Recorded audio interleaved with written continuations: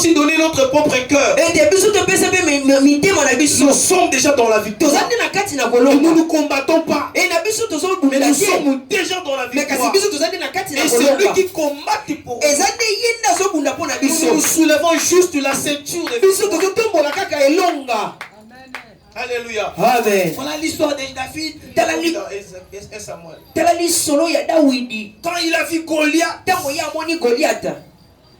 lui, il s'est mis devant lui sous sa pour empêcher sa destinée. Quelles que soient les ont dit les paroles, les spéculations.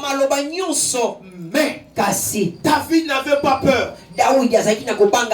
Combien de personnes vous êtes là? Il y a une rigueur que vous ne pouvez comprendre. On menace ta vie. Ce que vous êtes en train de voir là, ce sont des miettes. Il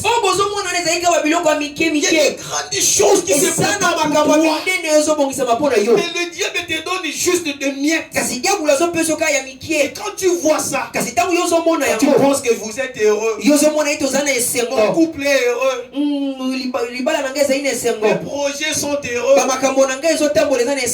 Non. Dieu t'a appelé pour de grandes choses. Vous ne pouvez pas vous contempler de petites choses là. C'est un style de vie que le diable nous impose. On fait semblant, c'est comme si tout va bien. Tous nous sommes très bien habillés ici. Mais il y a quelque chose qu'on ne peut pas donner le sabbat. C'est ton cœur. Tu souffres. Tu es en train de souffrir. Un moment tu pleures dans ta chambre. Tu ne veux pas personne. Tu veux que personne puisse te comprendre. Personne sache que ton cœur est en train de saigner. Vous vous posez des questions. Seigneur, pourquoi c'est le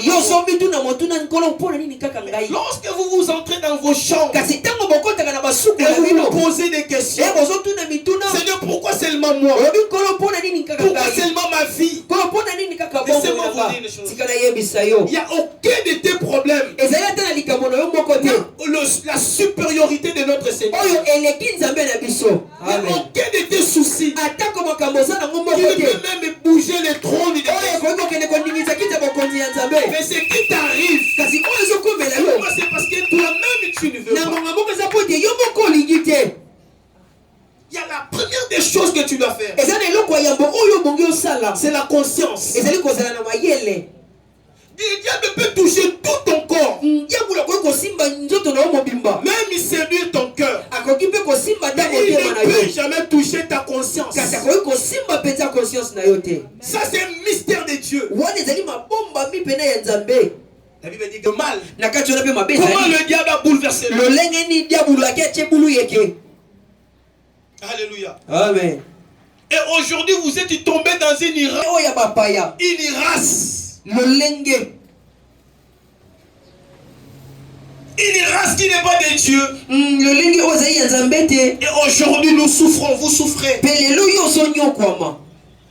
Tout ce qui vous arrive, tout ce qui nous arrive, bien aimé dans le Seigneur, il y a la volonté de Dieu. Il y a la volonté de Dieu permissive. Parce qu'il a permis. C'est à cause du cœur de l'homme. Prenons l'exemple des enfants d'Israël. Ils ont vu les mauvaises habitudes des Philistins. Comment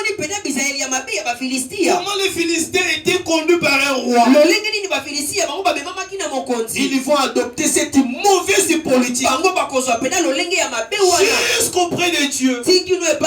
Nous voulons aussi un roi. Ce n'était pas la volonté de Dieu de donner aux enfants d'Israël un roi. C'était Dieu voulait lui-même puisse conduire les enfants d'Israël. Et les enfants d'Israël ont vu le roi là-bas.